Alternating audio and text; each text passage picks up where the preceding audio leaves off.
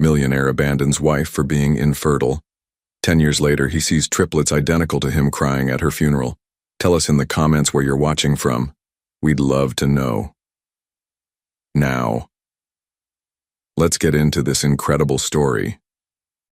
The ears of silence. Before we dive into the story, drop a comment below and tell us where you're watching from. Enjoy the story. So you're saying this is my fault, Richard? Emily Thompson asked, fighting back tears as she stared at her husband across their mahogany dining table. The Chicago skyline glittered behind him, through the floor-to-ceiling windows of their penthouse, indifferent to the marriage crumbling inside. 5 years, Emily. 5 years trying. Richard loosened his silk tie and tossed aside the merger documents he'd been reviewing. My mother had 4 children. My younger sister already has 2. Even your cousin who married after us is expecting. The doctor said we need more tests. You haven't even— I don't need any tests, Richard interrupted, slamming his palm on the table. Crystal glasses trembled. Every man in my family has children. Obviously, the problem isn't with me. Emily took a deep breath, trying to maintain her composure. Her work as a constitutional law professor had taught her to handle conflicts, but nothing prepared her for this moment. Richard, you're a brilliant attorney. Where's your logic? You can't simply presume. Logic? He laughed without humor. The logic is I'm wasting time. Do you know what the firm is worth today? $50 million? And who am I going to leave it all to? So that's all this is? An heir for your empire? Emily's voice cracked. Richard stood, adjusting his Italian suit that cost more than 3 months of her university salary. I'll have the papers sent over from the office tomorrow. I don't want to fight. You can keep the condo. I can't believe you're doing this, Emily whispered, tears finally falling. It's better for both of us. You can move on, maybe find someone who can. His voice trailed off. Richard's phone rang. He checked the screen and answered immediately. Mr. Daniels, yes, about that merger. Of course, we can resolve this now. While he spoke, Emily studied the man she'd married 5 years ago.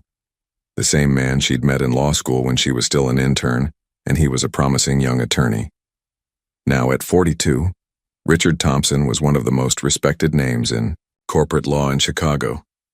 I need to go, he announced, pocketing his phone. Important merger, millions at stake. There are always millions at stake, aren't there, Richard? Emily replied bitterly. And how much am I worth in your calculation? Richard grabbed his Italian leather briefcase and paused at the living room door. Don't make this harder than it needs to be. You're young, beautiful, intelligent. You can have an incredible life. You just can't give me what I need. You haven't even tried to find out if the problem is yours. There is no problem with me, he exploded. Every Thompson man has children. My father had 3. My grandfather had 5. It's genetics. That wouldn't hold up in any courtroom, counselor, she provoked, using the title he cherished. We're not in a courtroom, he replied coldly. You'll receive the papers tomorrow. Please don't complicate things. It's decided. When the door closed, Emily remained alone in the luxury penthouse that suddenly felt too cold. On the wall, their wedding photo showed 2 smiling young people, she in her simple dress, he already wearing a designer suit. Genetics, she whispered, wiping away tears. We'll see who's right, Mr. Richard Thompson. She rose and retrieved the card her gynecologist had given her at their last appointment. It was time to get all possible tests done, alone, and discover the truth her husband was so afraid to face. Emily's mind drifted back to 13 years earlier. The Yale Law Library smelled of old books and ambition. She was buried in constitutional law textbooks when a shadow fell across her table. Excuse me, is this seat taken? The tall man with confident blue eyes didn't wait for an answer before sitting down. I'm using the whole table, Emily responded, gesturing to her sprawled research. I'm Richard Thompson. I only need a corner. His smile had a practiced charm. I have a mock trial in an hour, and this is the quietest spot in the library. Reluctantly, Emily cleared a small space. Emily Jenkins, constitutional law. Criminal law, he replied. 3rd year, you? 2nd. teaching assistant for Professor Harrington. Richard raised an eyebrow, impressed. Harrington only takes the best. They worked in silence until Richard closed his laptop. You know, Emily? Jenkins, you're the first person who hasn't immediately asked about my family's law firm when hearing my name. Should I have? She asked, genuinely confused. He laughed, and for the first time it seemed unguarded. No, it's refreshing. That chance meeting led to coffee, which led to dinner. Richard was brilliant, ambitious, and underneath his polished exterior, surprisingly vulnerable about living up to his family legacy. Their courthouse wedding 3 years later was small but elegant. Richard's parents attended with obvious disappointment. It wasn't a grand affair at their Connecticut estate. Emily's parents, both high school teachers from Michigan, seemed overwhelmed by their new in-laws. We'll show them, Richard whispered during their first dance. We'll build our own legacy better than theirs. For a while, they were happy. Richard made partner at his father's firm by 30, becoming the youngest in the firm's history. Emily finished her doctorate and joined Chicago University's law faculty. They traveled to exotic locations, networked at exclusive events, and planned for the future. Let's start trying, Richard suggested on their second anniversary, gesturing around their newly purchased penthouse. This place needs children. Emily remembered smiling, kissing him, feeling like everything was falling perfectly into place. The first year of trying was exciting, the second concerning. By the third, doctor appointments replaced romantic evenings. By the fourth, silence and resentment filled their home. And now, in their 5th year of marriage, Richard had simply given up. As Emily stared at their wedding photo, she realized something had been broken long before tonight. Richard's love had always been conditional, on success, on status, on her ability to give him an heir. With trembling fingers, she took the photo down and placed it face down in a drawer. 3 months before the separation, Dr. Samantha Chen's office was quiet when Emily squeezed Richard's hand during their consultation. The preliminary tests don't indicate any apparent issues with you, Mrs. Thompson, the doctor explained, adjusting her glasses. But we need to conduct a more thorough investigation with both of you. Richard shifted uncomfortably in his chair. Doctor, I didn't come here for tests. I came to find out what's wrong with my wife. Emily felt her face burn with embarrassment. Dr. Chen maintained her professionalism, but her gaze showed disapproval. Mr. Thompson, infertility is an issue that affects both partners. In 40% of cases, the male factor is impossible. Richard cut in. My entire family. Your family isn't you, Emily murmured, releasing his hand. On the drive back home, the silence in the car was deafening. Emily finally spoke. Why can't we just do all the tests? What are you afraid of? I'm not afraid of anything, he answered coldly, eyes fixed on traffic. I just won't waste time on something unnecessary. At home, their routine transformed into a minefield. Attempts to conceive, once moments of intimacy, became mechanical, scheduled sessions. The ovulation calendar on the refrigerator seemed to mock them. Now, as morning light filtered through the blinds, Emily sat at her vanity staring at the divorce papers that had been delivered by courier. Richard hadn't come home last night. His side of the closet was already half empty, suits and shirts removed with surgical precision. She reached for her phone and dialed her sister's number. Olivia, it's me. He's leaving. Yes. I need a lawyer. Tomorrow, she would begin fighting for herself, but today she would allow herself to grieve for the marriage she thought she had, for the children they never conceived, for the love that had withered under the weight of expectations. Mrs. Thompson, the receptionist called. Dr. Chen will see you now. Emily entered the consultation room alone. Her hands trembled slightly as she took the seat across from her gynecologist. No Mr. Thompson today? Dr. Chen asked, though her expression suggested she already knew the answer. We're separating, Emily replied, her voice steadier than she expected. But I still wanted to get my results. Dr. Chen nodded, opening a folder on her desk. I understand, and I have to say I'm glad you came back. She placed several documents in front of Emily, pointing to highlighted sections. Your test results are completely normal, Emily. There's no physiological reason you can't conceive. Emily stared at the papers, a mixture of vindication and grief washing over her. So I'm not. You're perfectly fertile, Dr. Chen confirmed gently. In fact, your hormone levels and egg reserves are excellent for your age. A tear slipped down Emily's cheek. He was so certain it was me. Without testing, Mr. Thompson, we can't determine definitively where the issue lies, Dr. Chen explained. But based on statistics and your results, there's a strong possibility the fertility issues are on his side. Emily nodded, absorbing this information that had come too late to save her marriage. What now? She asked quietly.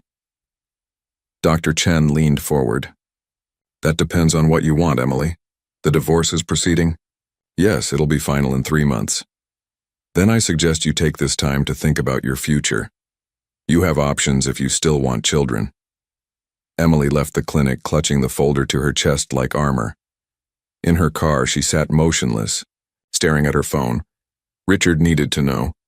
But would it change anything? Or would his pride reject this evidence too?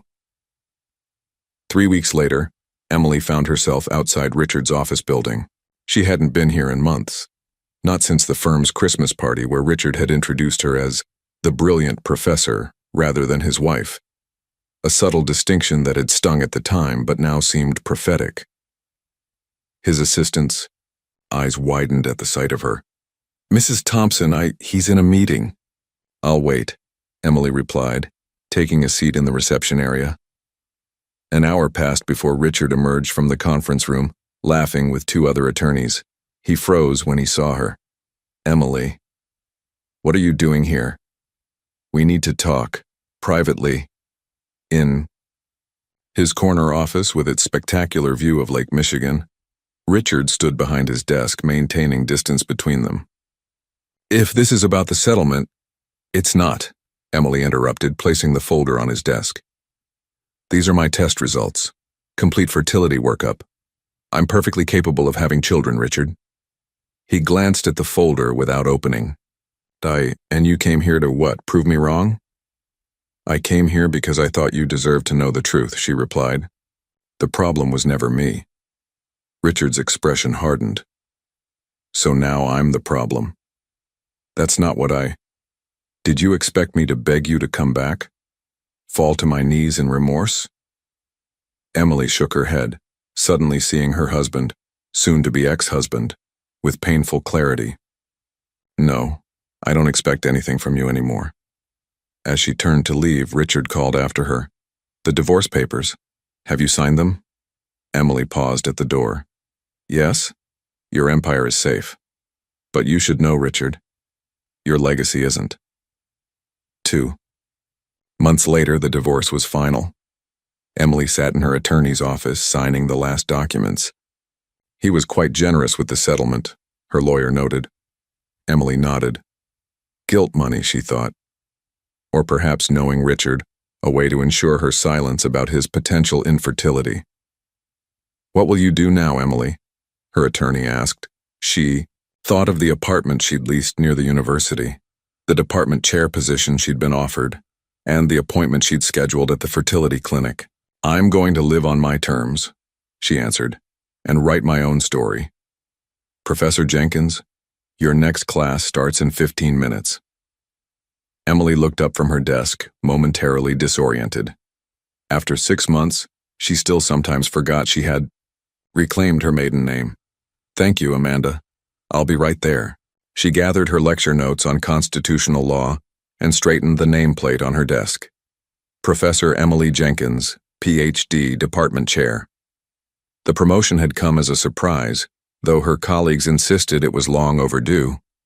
Her office at Chicago University was smaller than the home study she'd shared with Richard, but it was entirely hers, filled with books she loved, awards she'd earned, and not a single reminder of her former life. Well, almost none. The copy of her divorce decree remained locked in her desk drawer, a reminder of both an ending and a beginning. Her phone buzzed with a text from Olivia. Dinner tonight? Got big news. Emily smiled. Yes, your place at 7? I'll bring wine. The campus was alive with spring energy as Emily crossed the quad toward her classroom. Students lounged on the grass. Professors hurried between buildings and tour groups followed guides with practiced enthusiasm. Professor Jenkins, a young woman, waved from a bench. Jessica Martinez, one of her most promising students now in her final year. Your article on gender bias in family court was cited in my internship yesterday, Jessica said excitedly.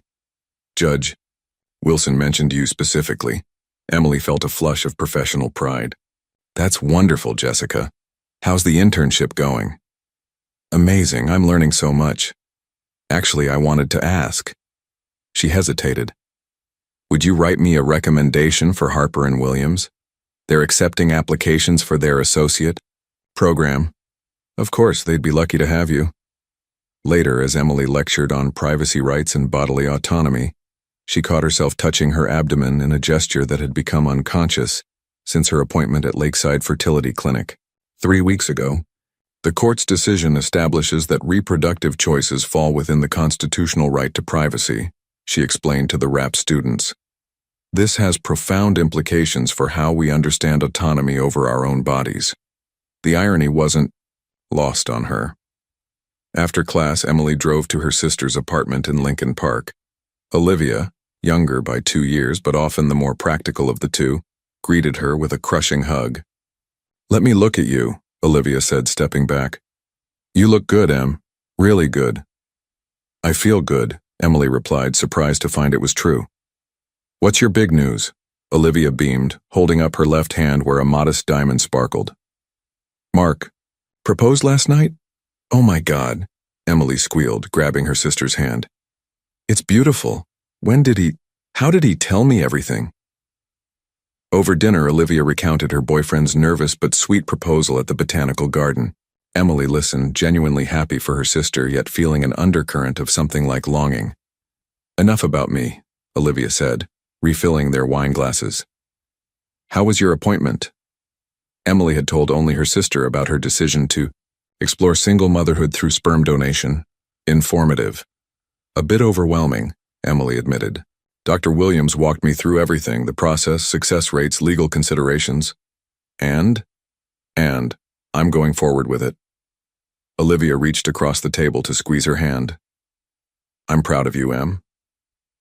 There's something else, Emily said, her voice dropping. When I was selecting donor profiles, they asked about physical characteristics I preferred.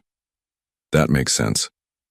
I found myself choosing traits that would make the child look like me, or like my family. Also, makes sense.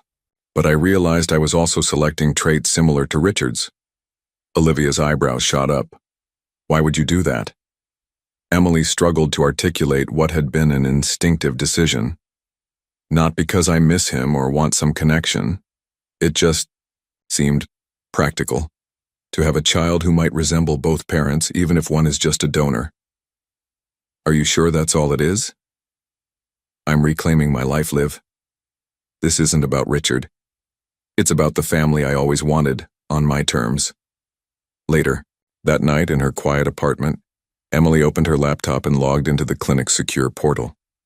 The profile she had tentatively selected stared back at her.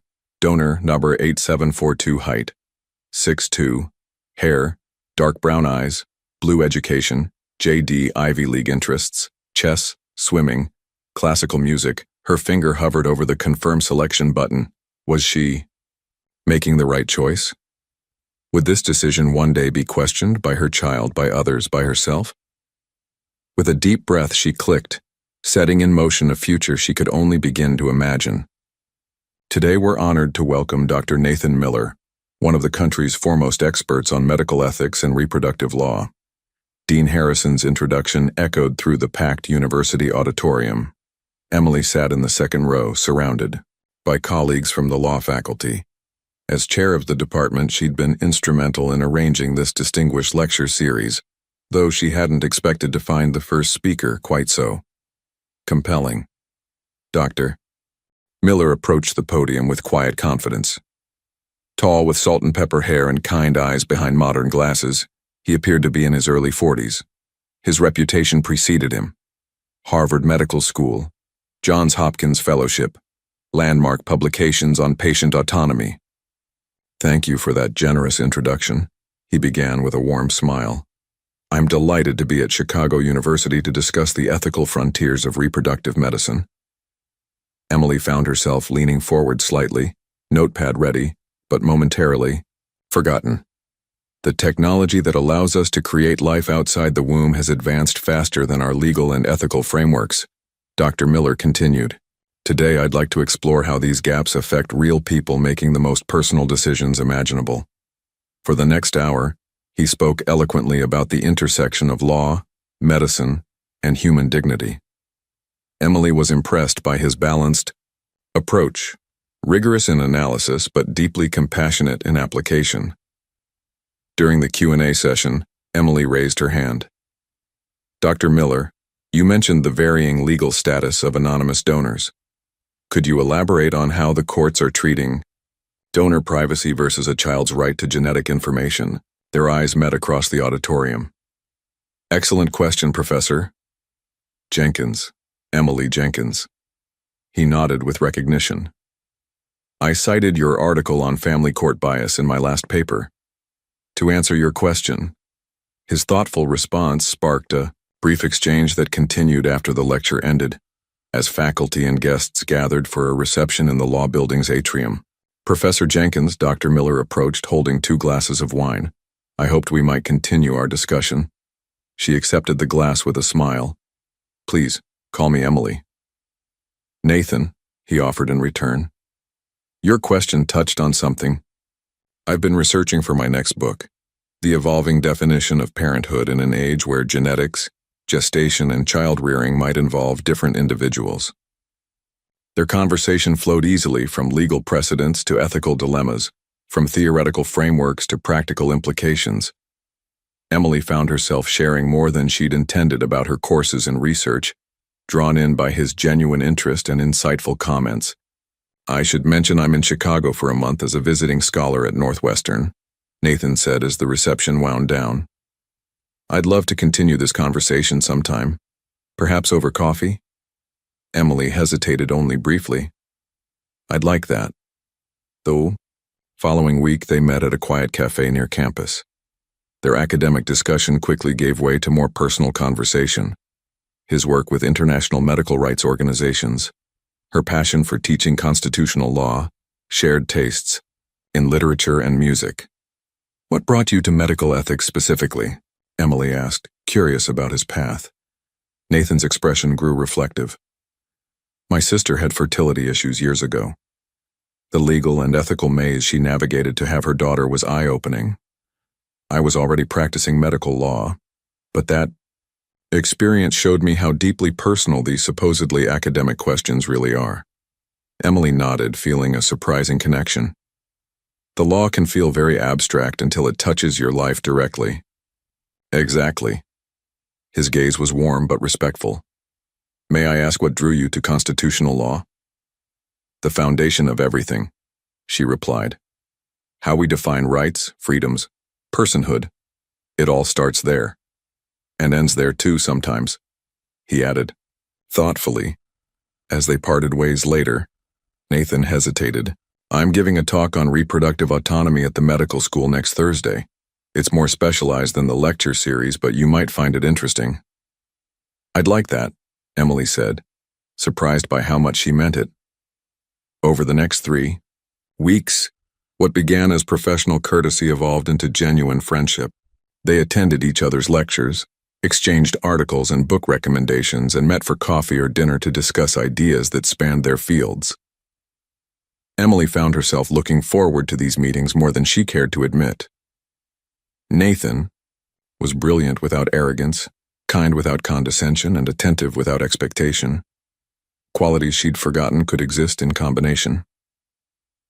On a rainy Tuesday, they took shelter in the university's glass-domed conservatory after a campus-wide power outage canceled his guest lecture.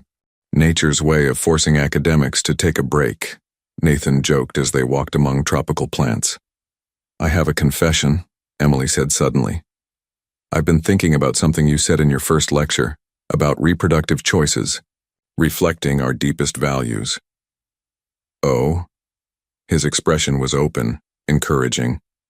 I'm considering having a child through artificial insemination, she said quietly. As a single mother.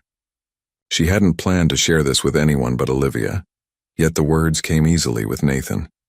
He nodded thoughtfully. That's a significant decision. I've always wanted children, Emily continued. My ex-husband and I tried for years without success. After the divorce, I discovered the fertility issues weren't on my side, and now you're reclaiming that dream on your own terms, Nathan said with understanding. Does that seem selfish? Bringing a child into the world without a father? I think what's selfish is imposing our narrow definitions of family on others, he replied.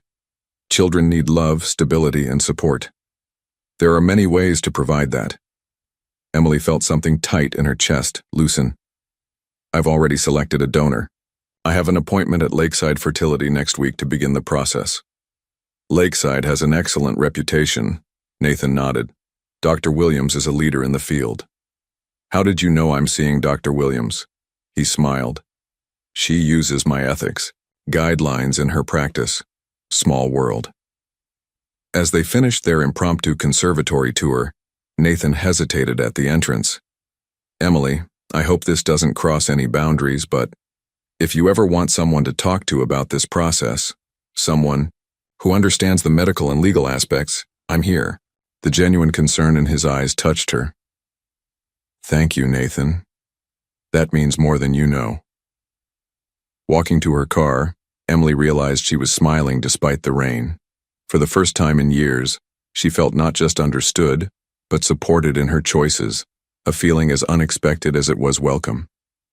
Once more, Emily. Deep breath in, Dr. Williams instructed, guiding the ultrasound wand across Emily's abdomen. Emily stared at the ceiling, trying to manage her anxiety. This was her third appointment at Lakeside Fertility Clinic, each step bringing her closer to potential motherhood. Everything looks perfect, the doctor confirmed. Your uterine lining is ideal for implantation. We're on track for next week. Emily sat up after the examination, adjusting her clothing. And the donor specimen? Already secured and verified. Donor DIR 8742 has one of our highest success rates. In the privacy of Dr. Williams' office, Emily reviewed the final paperwork. Pages of consent forms, legal documents protecting the donor's anonymity, and acknowledgments of her rights and responsibilities as a single mother by choice.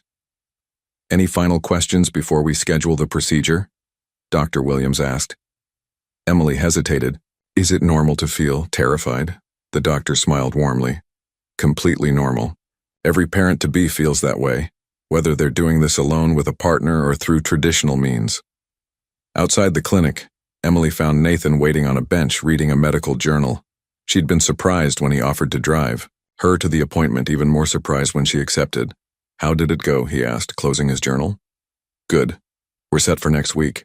Emily sat beside him, suddenly overwhelmed. This is really happening. He nodded, his presence steady and reassuring. Second thoughts? Not about having a child, she clarified.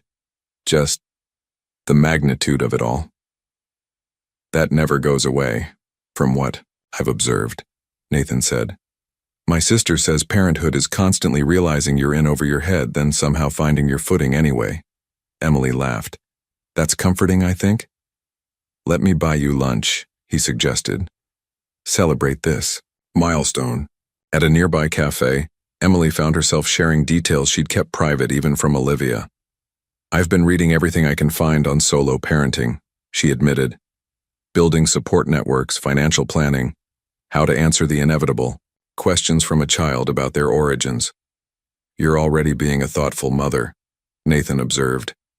Emily stirred her tea absently. I've also been thinking about what to tell people. Colleagues, students, acquaintances. There will be assumptions, judgments, about your choice to become a single mother, that, and about the donor. I selected someone with certain characteristics. Nathan waited, allowing her space to continue. "He has physical traits similar to my ex-husband," Emily finally said. "Not because I have lingering feelings, but because I thought it might be easier for the child if there were no obvious questions about their appearance." "That's actually quite common," Nathan assured her. "It's a practical consideration." "Is it? Sometimes I wonder if I'm still letting Richard dictate my choices." Nathan considered this thoughtfully. "There's a difference between being influenced by our past and being controlled by it. This sounds like a decision you've made with your child's future in mind." Emily felt a weight lift from her shoulders. "Thank you for understanding, and for being here." "I'm glad to be," he replied simply. That evening, Emily called Olivia with an update. "Next week. I can't believe my big sister is really doing this," Olivia exclaimed. "Do you want me to come with you?" "Actually, Nathan offered to drive me." A pointed silence followed. "What?" Emily asked. "Nathan, huh? The ethics professor who's been taking you to lunch and walking you to your car and just happening to be available whenever you need someone?" "It's not like that," Emily protested. "He's knowledgeable about the process. It's helpful to have someone who understands." Olivia hummed skeptically. "And the fact that he's handsome, intelligent, and clearly interested in you is just a coincidence. We're not," Emily fumbled. "This isn't the time for anything like that. I'm about to try to become a mother. Life doesn't always wait for the perfect timing, Em." After they hung up, Emily stood by her apartment window watching the city lights. Tomorrow, she would prepare her syllabi for next semester. The following day, she would meet with her department about fall scheduling. And next week she would take the first step toward motherhood. With or without Richard's genetic contribution, with or without a partner, this child would be hers. Her choice, her love, her legacy. Emily sat rigid in the examination chair, staring at the ultrasound monitor in disbelief. "Did you say .3? Her voice barely rose above a whisper. Dr. Williams nodded, moving the wand slightly to showcase 3 distinct dark circles on the screen. 3 separate gestational sacs. Congratulations, Emily. You're carrying triplets." The room seemed to tilt slightly. 6 weeks ago, the insemination procedure had gone smoothly. 2 weeks later, a positive pregnancy test had left her elated but cautious. Now at her 8-week checkup, this unexpected development had changed everything. "Triplets," Emily repeated, the word foreign on her tongue. "But how? I mean, I know how, but..." "It's unusual with artificial insemination, but not unheard of," Dr. Williams explained. "The fertility medications can increase the chance of multiple eggs being released and fertilized. In your case, 3 eggs successfully implanted." Emily stared at the screen, at the 3 tiny lives growing inside her. Fear and wonder collided in her chest. Are they all healthy? So far, everything looks excellent. All 3 embryos are developing normally, with strong heartbeats. Outside the clinic, Emily sat in her car, hands trembling too much to insert the key. She rested her forehead against the steering wheel, trying to process the news. 1 baby had seemed manageable, challenging as a single mother, certainly, but doable. 3 babies simultaneously felt overwhelming. Her phone buzzed with a message from Nathan. "Hope the appointment went well. Coffee later?"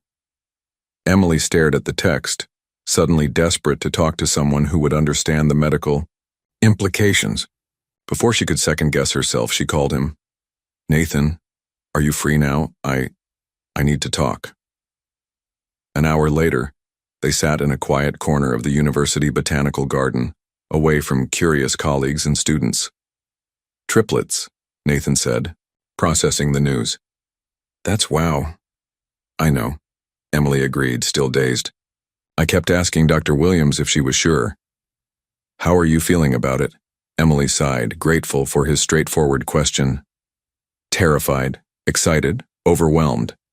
I prepared for 1 baby, financially, emotionally, logistically. But 3? It's a lot to take in," he acknowledged. "But if anyone can handle this, it's you, Emily." She gave him a skeptical look. "You can't possibly know that." "Actually, I can," he said confidently. I've seen how methodical you are in your research, how deeply you care about your students, how thoroughly you prepare for everything. Those qualities make for an excellent mother, whether of one child or three. Tears welled unexpectedly in Emily's eyes. Thank you for that. I needed to hear it. Have you told anyone else yet? Just you, she admitted. I'll call Olivia tonight. And I need to inform my department chair about adjusting my maternity leave plans. As they walked through the garden, Emily found her panic gradually subsiding, replaced by a strange calm. 3 babies. 3 times the love, 3 times the chaos, 3 times the wonder. When I was selecting the donor, she said quietly, I never imagined this outcome. One child with features that might blend mine and the donor's characteristics seemed manageable. 3 children who might all strongly resemble their genetic father seems more complicated?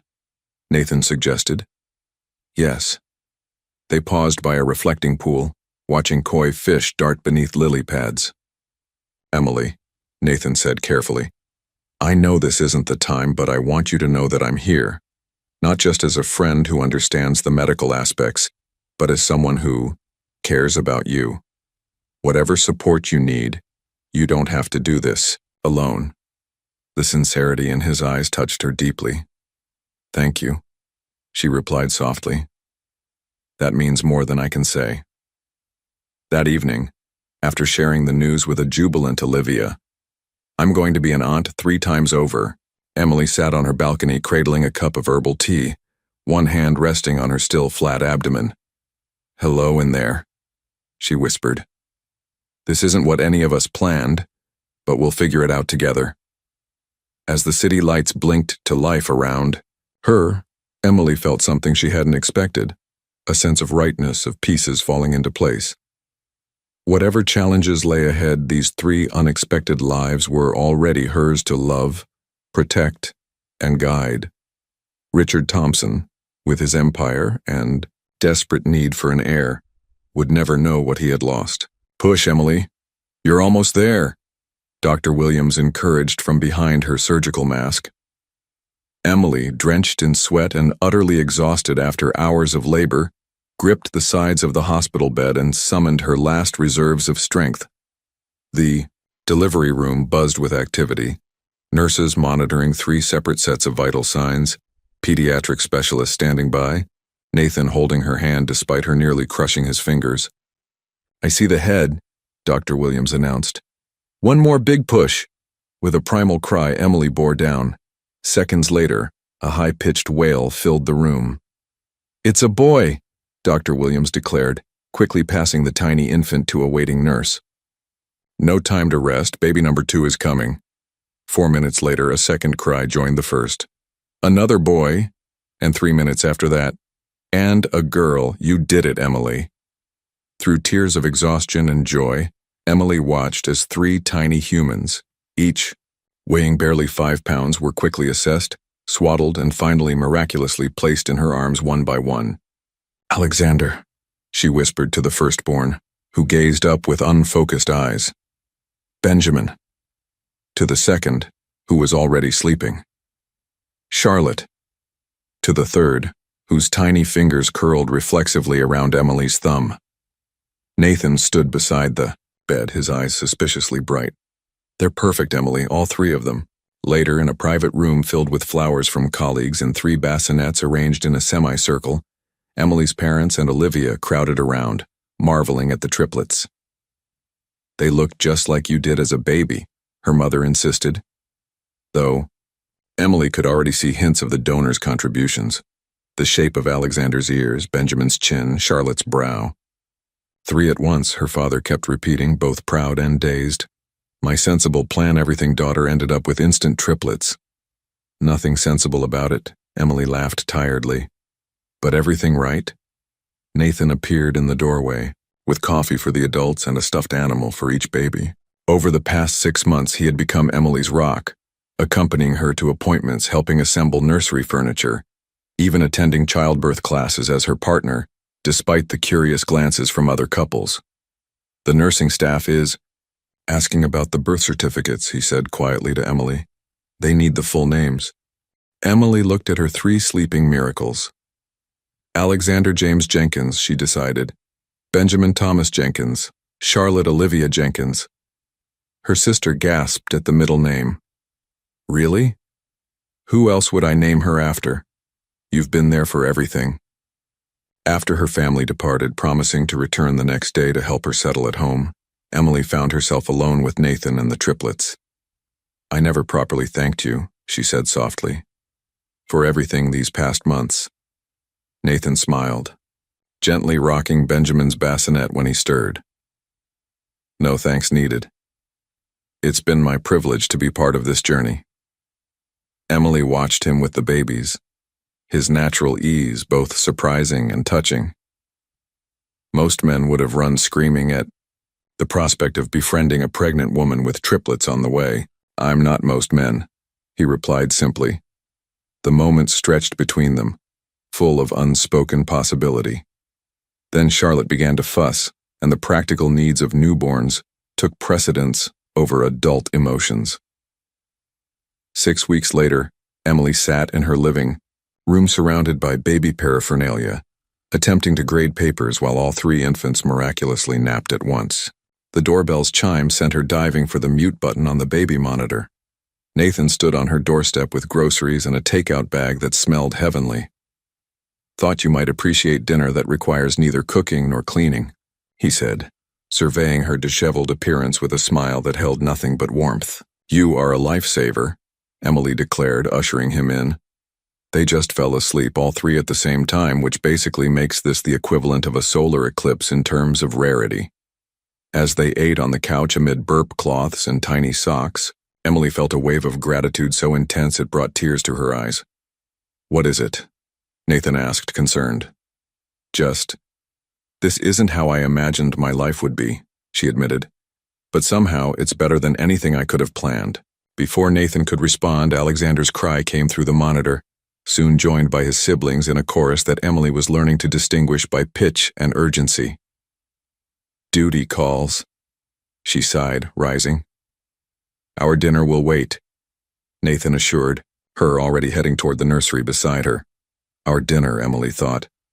Our evening. Perhaps someday our family. Mom! Alexander took my dinosaur again. Did not. I had it first. Both of you stop or T-Rex goes in timeout. Emily called from the kitchen where she was attempting to pack 3 separate lunchboxes, while Charlotte sat quietly at the table, meticulously coloring within the lines of her drawing. 5 years had passed in what felt like both an eternity and the blink of an eye. The triplets, now kindergarteners, had grown from helpless infants into distinct little people, with personalities as different as their identical birthdays. Alexander, born first and perpetually aware of his 2-minute seniority, was thoughtful and methodical. Benjamin was all energy and curiosity, constantly in motion. Charlotte, the surprise 3rd triplet, combined her brother's traits with a fierce independence and artistic flair that was entirely her own. Everyone has 10 minutes to finish getting ready for school, Emily announced, glancing at her watch. Nathan will be here any minute to drive us. As if summoned by her words, the doorbell rang. Charlotte abandoned her coloring and raced to the door, her brothers close behind. Daddy! 3 voices chorused as Nathan entered, immediately enveloped in small arms. Emily smiled at the scene, remembering the gradual evolution of their relationship. Nathan's consistent presence during her pregnancy had blossomed into something deeper during those early sleepless months with newborns. His proposal had come when the triplets were 8 months old. Simple, sincere, and perfectly timed during a rare moment of peace when all 3 babies were asleep. They'd married in a small ceremony when the triplets turned 1, Nathan carrying Alexander and Benjamin while Emily held Charlotte. 6 months later, he had formally adopted the children, making official what had already been true in every way that mattered. Sorry I'm running late, Nathan said, kissing Emily good morning. Emergency consultation at the hospital. Everything okay? She asked, handing him a travel mug of coffee. Just a complicated consent issue. Nothing that can't wait until after school drop-off. He surveyed the controlled chaos of their morning routine with an appreciative smile. Need help with anything? Convince your sons that dinosaurs can be shared? Emily suggested with a raised eyebrow. Nathan crouched down to the boy's level. Gentlemen, I believe the museum rules clearly state that paleontologists must take turns with their discoveries. This approach, framing the issue as a scientific protocol rather than a parental decree, worked immediately. The boys solemnly divided. Their dinosaur collection? Dispute forgotten. Emily shook her head in amused disbelief. How do you do that? Ancient dad magic, Nathan replied with a wink. The family piled into their minivan, the ultimate surrender of academic prestige to practical necessity. As Nathan navigated morning traffic, Emily reviewed her class notes for the day's lecture on constitutional interpretation. Professor Jenkins Miller is presenting at the law conference next month, Nathan announced to the children. Should we make a special banner for her office? With glitter, Charlotte declared. And dinosaurs, Benjamin added. And the Constitution, Alexander concluded solemnly, causing both parents to stifle laughter. After drop-off at the university's prestigious lab school, a perk of Emily's tenured position, she and Nathan walked together toward their respective buildings. Any updates on the Thompson case? Emily asked. Nathan's expertise in medical ethics had recently drawn him into a high-profile case involving reproductive rights that had been making headlines. Final arguments next week. I'm cautiously optimistic, he replied. Speaking of Thompson, he hesitated. I saw in the legal journal that Richard Thompson just won a major merger case. Apparently his firm is now valued at close to $100 million. Emily nodded, the name registering as little more than a footnote from her past life. Good for him. Nathan studied her face. You really are completely over it all, aren't you? I have been for years, she confirmed. Whatever pain he caused led me here, to you, to the children, to this life I love. I can't regret any of it. They paused outside the law building, their usual parting point. Dinner at 7? Nathan confirmed. My mother sent another package of clothes for the kids. Apparently, Connecticut grandmothers believe Chicago children need 17 sweaters each. Better than my mother's approach, 3 identical toys. That immediately cause ownership disputes, Emily laughed. Nathan kissed her goodbye and Emily watched him walk toward the medical school, feeling the familiar wave of gratitude for this man who had chosen to love not just her, but her children, as his own. Later that afternoon, Emily was reviewing student papers in her office when a photo on her desk caught her eye, the triplets at the beach last summer, their faces alight with joy. Alexander's serious expression had momentarily given way to uninhibited laughter. Benjamin was mid-leap into a wave. Charlotte was building an elaborate sand castle. For a brief, disconcerting moment, Emily saw something in Alexander's profile that reminded her startlingly of Richard. The shape of his jaw, the set of his eyes, genetic echoes she usually managed to overlook in the daily rush of life. The children bore her surname legally, with Nathan's added after their adoption. Their birth certificates listed no father, just donor, Nargir 8742. The careful choices she had made years ago had given her children a clear legal status, free from complications. Yet sometimes when the light hit just right, or when a certain expression crossed their faces, Emily was reminded of the genetic heritage that flowed through her children. Traits from a man who had no idea they existed, who had deemed her unworthy of motherhood due to his own unacknowledged limitations. She pushed the thought away, returning to her work. The past was the past. Her children were hers, and Nathan's, in every way that truly mattered. The anonymous donor who had made their existence possible was nothing more than that. Anonymous, distant, irrelevant to their daily lives and love, or so she believed, until the day everything changed. Dr. Jenkins Miller, your husband is on line 1, Emily's assistant called through the intercom. Emily was in the middle of a faculty meeting, discussing curriculum changes for the upcoming semester. Can you take a message? I'll call him back. He says it's urgent. Something about Alexander. A chill ran through Emily. Nathan rarely interrupted her meetings. Excuse me, she said to her colleagues, hurrying to her office. Nathan, what's wrong? Alex fell during recess, Nathan explained, his doctor's voice calm but tinged with concern. Possible broken arm. I'm at the University Medical Center with him now. 20 minutes later, Emily rushed into the pediatric emergency room to find Alexander sitting bravely on an exam table, his right arm in a temporary splint. Nathan stood beside him, one hand reassuringly on their son's shoulder. "Mom."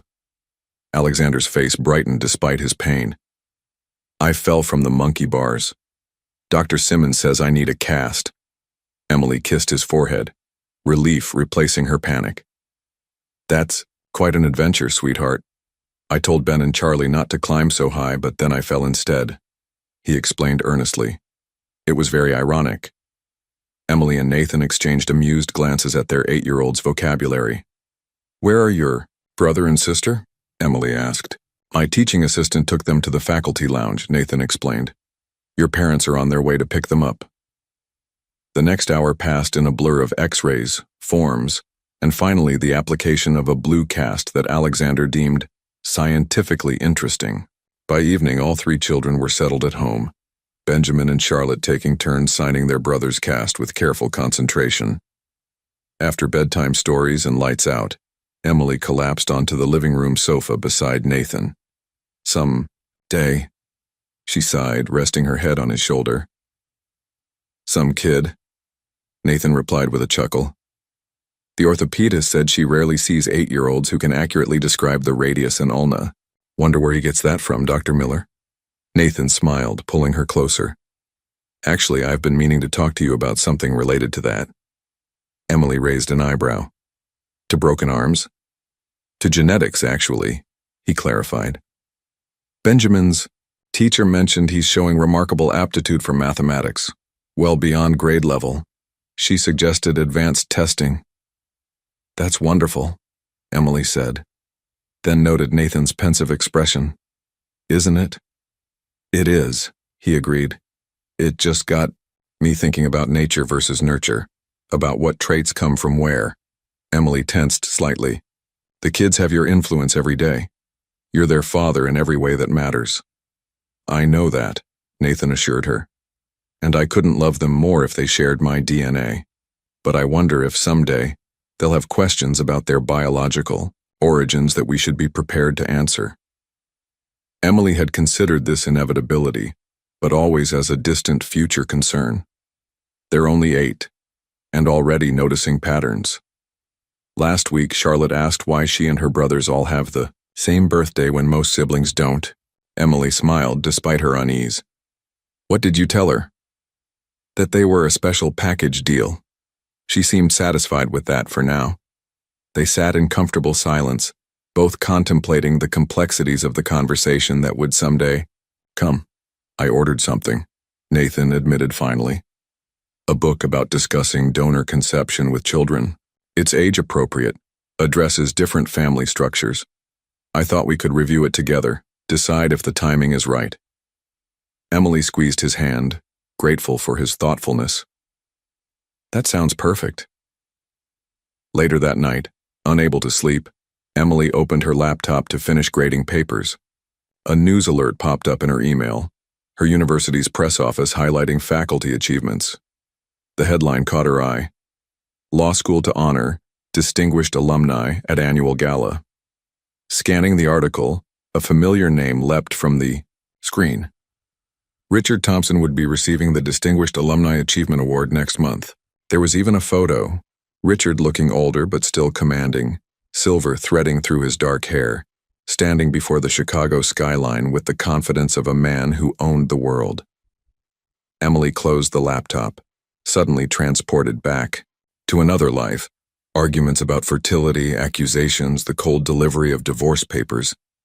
How strange that the man who had once been the center of her world now seemed like a character from a book she'd read long ago.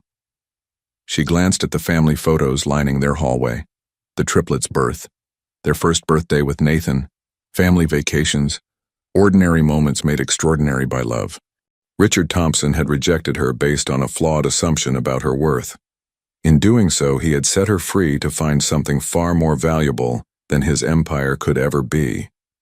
"Mom, we're going to be late," Charlotte called up the stairs, her voice tinged with the dramatic urgency only a 10-year-old could muster for a routine Monday morning. "Coming," Emily replied, hurriedly fastening her earrings. She paused briefly to look at her reflection. A few more silver strands in her hair, laugh lines around her eyes. 45 looked good on her, she decided. Better than 35 had. Downstairs, organized chaos reigned. Alexander packed his science project into a cardboard box with methodical care. Benjamin wolfed down a second bowl of cereal, while simultaneously tying his shoes, a multitasking feat that never ceased to amaze his parents. Charlotte checked her backpack for the third time, ensuring her art portfolio was properly arranged. Nathan moved through this familiar choreography with practiced ease, pouring coffee into travel mugs, checking permission slips, and mediating a brief dispute over whose turn it was to feed Winston, their perpetually hungry golden retriever. "Who has soccer today?" he asked, consulting the family calendar on the refrigerator. "Me and Ben," Charlotte answered. "Alex has debate club." "I'll pick up the soccer stars. You get the future Supreme Court Justice," Nathan suggested to Emily, handing her a travel mug. "Perfect. I have a department meeting but should be done by 4. She accepted the coffee with a quick kiss. "Don't forget I'm flying to New York tomorrow for that reproductive rights conference. 3 days without Mom." Benjamin sighed dramatically. "How will we survive?" "Pizza every night," Nathan declared, earning cheers from the children and a mock stern look from Emily. "1 pizza night," she corrected. "The rest, actual vegetables, must be consumed." The morning routine continued like a well-rehearsed play. Backpacks collected, lunches distributed, last-minute homework questions answered. Emily savored these moments, the ordinary perfection of their family life. "Dad, are you coming to my debate on Thursday?" Alexander asked as they headed to the car. "I'm arguing the constitutional case for expanding privacy rights." "Wouldn't miss it," Nathan assured him. "Your mom will be back just in time, too." In the car, Benjamin launched into an elaborate explanation of his latest science experiment. Charlotte sketched in her notebook, and Alexander quietly reviewed his debate notes. Emily exchanged a glance with Nathan, their shared look communicating everything words couldn't. Amazement at these 3 remarkable humans they were raising, gratitude for their life together, the deep contentment of ordinary days. After school, drop-off, Nathan and Emily walked hand-in-hand across campus toward their respective buildings. "I'll miss you these next few days," Nathan said. "The kids too, though they'll pretend to enjoy the break from vegetable enforcement." Emily laughed. 3 days will fly by. I've left detailed instructions on the kitchen counter, color-coded by child." "Of course you have," he teased. As if, "We haven't been doing this dance for a decade." They paused at their usual parting point. "I love you," Emily said, suddenly feeling an inexplicable urge to say the words out loud. "I love you too," Nathan replied, his expression softening. I'm dead in New York." Her day unfolded with comfortable predictability. Lectures, student consultations, faculty meetings. By late afternoon, she was reviewing her presentation for the New York conference when her phone rang. "Hi, Mom," she answered, seeing her mother's name on the screen. "Just checking your flight details for tomorrow," her mother said. "Dad and I thought we might drop by tonight with those books Alexander wanted." "That would be lovely," Emily replied. "We should be home by 6. Nathan's making his famous lasagna." "Perfect. See you then, dear." After ending the call, Emily glanced at the family photo on her desk. Last summer's vacation in Maine, all 5 of them windblown and laughing on a rocky beach. Her heart swelled with a sudden, fierce love. How had she gotten so lucky? She quickly sent a text to Nathan. "Can't wait for lasagna night. Tell the kids I'm bringing surprise cookies from that bakery they love." His reply came seconds later. "Now who's undermining the vegetable agenda? See you at home, love." Emily smiled, packed her presentation materials, and headed out of her office, unaware that this ordinary, perfect day would be her last. Nathan was in the middle of a lecture when his phone vibrated urgently in his pocket. He ignored it at first, a habit from years of medical practice, but when it buzzed a second and third time in rapid succession, a sense of unease prompted him to glance at the screen. 3 missed calls from an unknown New York number. Excuse me, he told his student, stepping into the hallway. The phone rang again immediately. Dr. Miller speaking. Dr. Miller, this is Officer Rodriguez with the NYPD. I'm calling about your wife, Emily Jenkins Miller. The world seemed to tilt on its axis as Nathan listened to the officer's measured voice explaining the unthinkable. A taxi Emily had been riding in from the airport had been struck by a delivery truck that ran a red light. The impact had been catastrophic. She's being transported to Manhattan General, the officer continued. The paramedics suggested you should come as soon as possible. Nathan's medical training took over, suppressing the rising panic. How severe are her injuries? Is she conscious? A slight hesitation. Sir, I think you should speak with the hospital directly. They'll have more information. Within minutes, Nathan had arranged emergency coverage for his classes and was on the phone with the hospital's trauma department. The attending physician's grave tone confirmed his worst fears. Dr. Miller, your wife sustained massive internal injuries and severe head trauma. We're doing everything possible, but you should prepare yourself. If you can get here, I'm booking a flight now. Nathan interrupted, already pulling up airlines on his laptop. Please just keep her alive until I get there. The next call was the hardest, to Emily's parents, who had just seen their daughter the night before, who had hugged her goodbye and said, "See you in 3 days, dear." John, it's Nathan. Something's happened to Emily. I need you to pick up the children from school.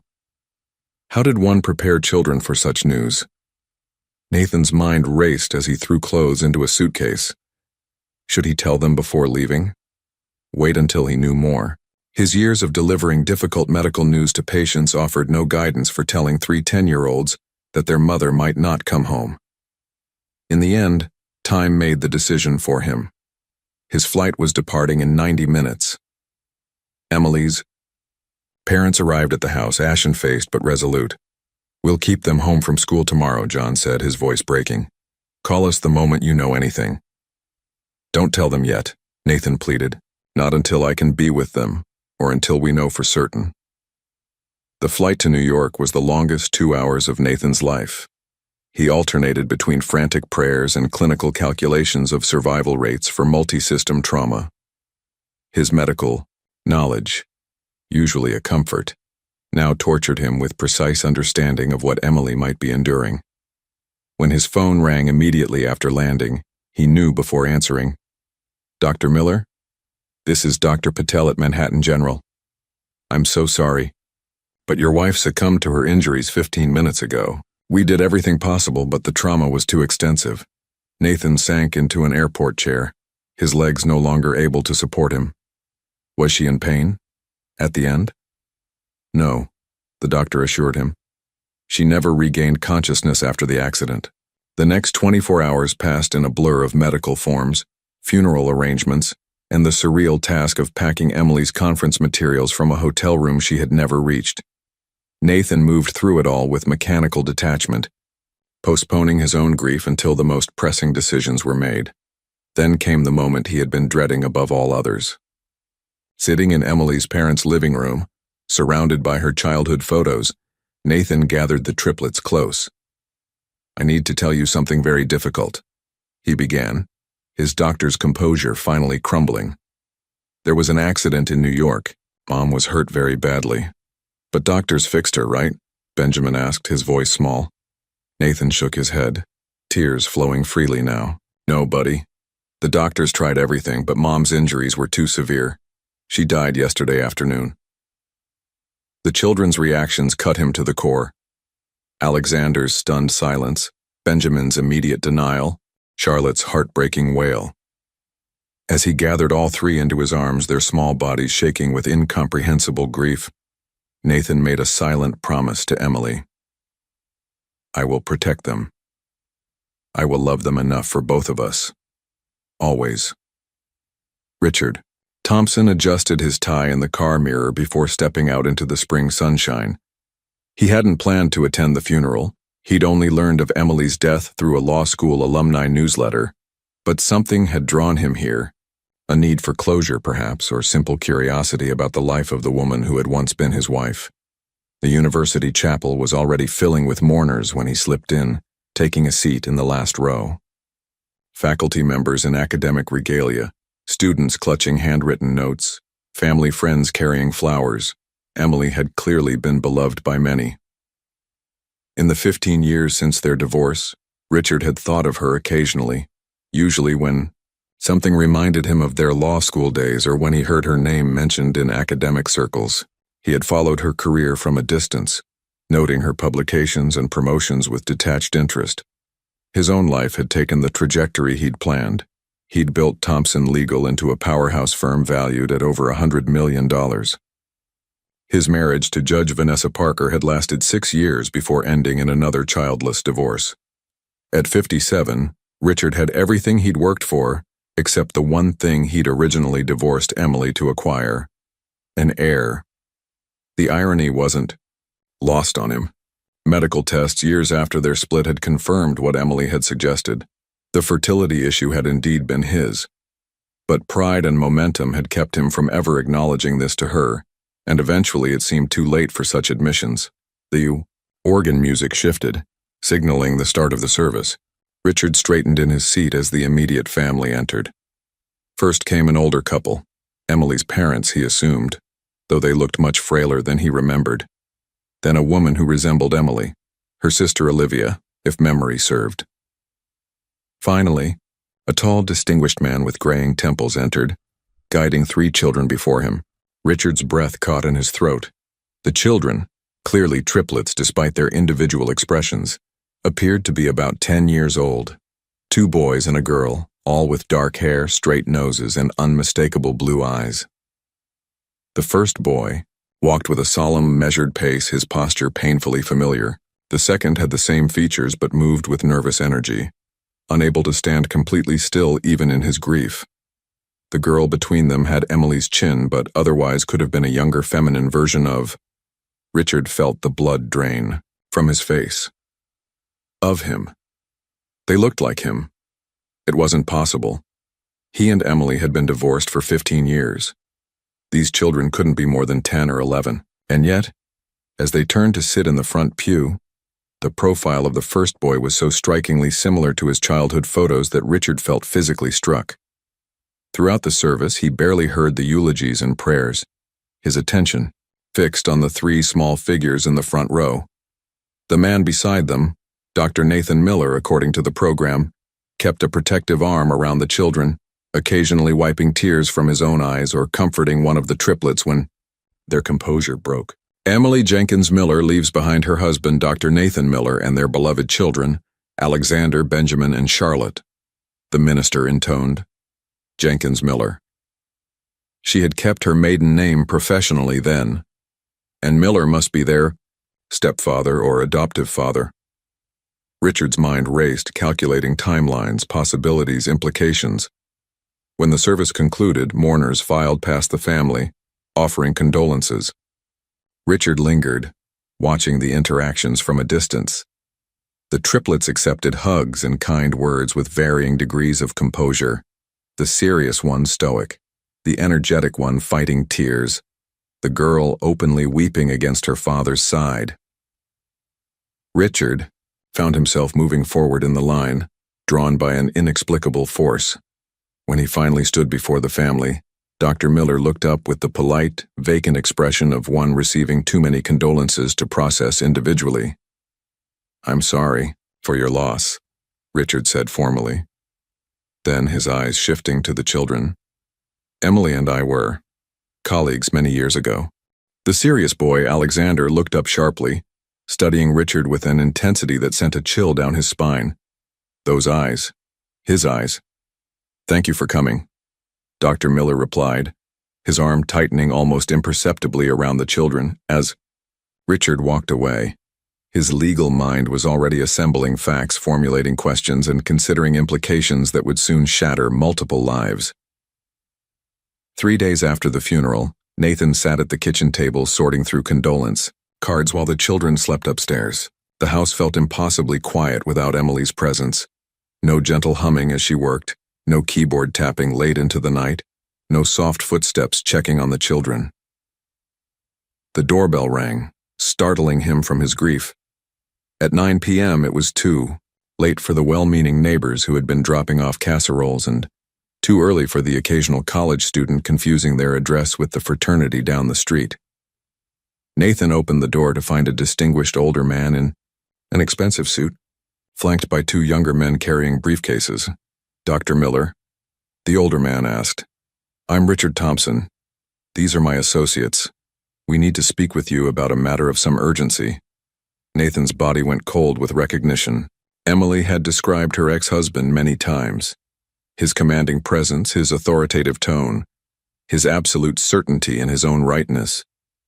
But it was the man's eyes that confirmed his identity, the same striking blue that Alexander and Benjamin had inherited. "This isn't a good time," Nathan said firmly. "My children are asleep." "That's precisely what we need to discuss," Thompson replied. "Your children, or rather whether they are in fact yours." Nathan stepped onto the porch, pulling the door closed behind him. "Whatever you think you know, this isn't the way to address it. My family is grieving." "I understand that," Thompson said, his tone softening slightly. "But certain facts have come to my attention that cannot wait. The striking resemblance between those children and myself is not coincidental. I think you should leave. Dr. Miller, I've consulted with experts in reproductive and family law. The timing aligns perfectly. Emily and I divorced 15 years ago. Within months, she underwent artificial insemination. The triplets were born approximately 9 months later. They have my eyes, my features. They have Emily's smile, her compassion, her intelligence," Nathan interrupted. "And they have my name, legally and lovingly given." Thompson's expression hardened. "I suspect she used stored genetic material from our marriage or somehow obtained a sample to deliberately create children with my DNA without my knowledge or consent." Nathan maintained his composure with effort. "You rejected Emily based on the false assumption she couldn't bear children. You never even considered your own role in your fertility issues." A flicker of discomfort crossed Thompson's face before he recovered. "That's irrelevant to the current situation. If those children are biologically mine, they're not," Nathan stated firmly. "Biologically, they are Emily's children, conceived through an anonymous donor. Legally and emotionally, they are our children, Emily's and mine." One of the younger attorneys stepped forward. "Dr. Miller, we're prepared to petition the court for DNA testing. Mr. Thompson has rights that—" "Rights?" Nathan's voice remained controlled but intense. "Where were these rights when Emily needed support during pregnancy? During midnight feedings? During homework struggles and nightmares and chicken pox? Where were they during a decade of birthday, parties, school plays, and everyday moments that constitute actual parenting? Legal rights exist regardless of presence," the attorney persisted. "Come to my office tomorrow at 10 a.m., Nathan said, surprising all three men. "University Medical Center, Department of Medical Ethics. Bring your legal team if you wish." Thompson's eyebrows rose. "You're willing to discuss terms?" "I'm willing to end this conversation before it wakes my grieving children. Tomorrow, in a professional setting, I'll provide what you need to understand the situation fully." After they departed, Nathan leaned against the closed door, heart racing. For years, he and Emily had prepared for this remote possibility. Legal, documentation meticulously maintained, adoption paperwork bulletproof, the children's legal status secured in multiple ways. Tomorrow would test whether their precautions had been sufficient. Upstairs, he checked on each sleeping child. Alexander curled around a book, Benjamin sprawled across his bed, Charlotte clutching the stuffed otter Emily had given her. Nathan's resolve solidified with each small, peaceful face. These were his children, Emily's children. No matter what genetic material had contributed to their existence, no legal claim could change the fundamental truth of who they were and who had earned the right to be called their parent. Richard Thompson might have wealth, legal expertise, and potential biological connections, but Nathan had something far more valuable: years of real fatherhood and Emily's complete trust in his ability to protect their family. Richard arrived at Nathan's office flanked by 3 attorneys, their briefcases bulging with legal documents. The medical ethics department's conference room offered a neutral ground for what promised to be a contentious meeting. Nathan sat alone at the table, a single manila folder before him.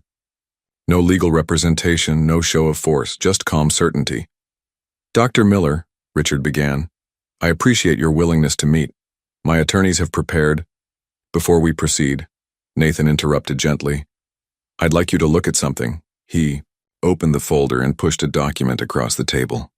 It was a certified copy of a donor agreement from Lakeside Fertility Clinic, dated 15 years earlier. "What am I looking at?" Richard asked. "Emily selected donor Ndarger 8742 from Lakeside's anonymous donor program," Nathan explained. "This donor signed comprehensive legal agreements relinquishing all parental rights and maintaining complete anonymity in perpetuity." Richard scanned the document. "This proves nothing about the donor's identity."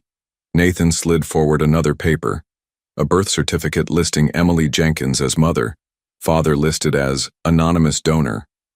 "The children's legal status has never been in question," Nathan continued. "Furthermore, I legally adopted them when they were 1 year old with all proper procedures followed. The children are legally mine in every way that matters." "DNA doesn't lie," one of Richard's attorneys interjected. "If Mr. Thompson is their biological father." "He's not," Nathan stated firmly. Donor Ndarger 8742 was selected from Lakeside's database for specific characteristics. Emily chose a donor with traits similar to her ex-husband's physical appearance. This is common practice for single mothers. It reduces questions about the children's appearance. Richard stared at the documentation, his certainty wavering. "You expect me to believe this is all coincidence? The timing, the resemblance." "Not coincidence. Deliberate selection of traits," Nathan corrected. "But not your genetic material." Nathan placed a final document on the table, a certified statement from Lakeside Fertility confirming the complete anonymity of all donors and the impossibility of Emily accessing any specific person's genetic material without consent. "Mr. Thompson," Nathan said quietly, "Emily knew you would never consent to being a donor. She also knew after your divorce that the fertility issue had been yours all along. She moved on. She created a family with a donor who remained anonymous, as was his right. Then she found love again, with me." Richard's composure finally cracked. "I had a right to know if—" "You had no rights in this matter," Nathan replied firmly but not unkindly. "You divorced Emily believing she was defective. You refused testing that would have revealed the truth. You made your choice 15 years ago, and Emily made hers." Silence fell over the room. Richard's attorneys exchanged glances, clearly recognizing the solidity of Nathan's position. "We'll need to verify these documents," one finally said. "Of course, but you should know that pursuing this further will only bring pain to 3 children who have just lost their mother. It will not change the legal outcome." After the lawyers excused themselves to confer in the hallway, Richard remained seated, staring at the birth certificates. "I saw myself in them," he said softly. "You saw what Emily chose, traits similar to yours from an anonymous donor. Nothing more." Richard looked up, his expression uncharacteristically vulnerable. "I was wrong. About Emily, about many things." Nathan nodded, neither condemning nor absolving. "The children," Richard asked hesitantly, "are they, well?" "They're extraordinary," Nathan answered. "Emily made sure of that." When Richard left Nathan's office, something fundamental had changed within him. His legal claim had evaporated, but more significantly, his understanding of what truly constituted a legacy had been irrevocably altered. 3 weeks later, Nathan received formal notification that Thompson had withdrawn all inquiries regarding the children. Accompanying this was a letter addressed to the Miller Children's Education Trust and documentation of a $45 million endowment, nearly half of Thompson's fortune, with the stipulation that the children never be informed of its source. In his penthouse that night, Richard finalized arrangements to sell his remaining holdings. Within days, he would depart for a remote property in Alaska, leaving behind the empire he had once valued above all else. As he packed a single photo, Emily on their wedding day, smiling with hope that had later been crushed by his pride, Richard finally acknowledged the truth he had spent decades avoiding.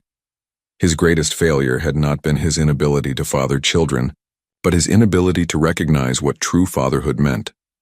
Meanwhile, in a house still adjusting to the absence of its heart, Nathan helped 3 children plant a memorial garden for their mother, their hands working together in the soil Emily had loved, creating something new, beautiful, and enduring from grief.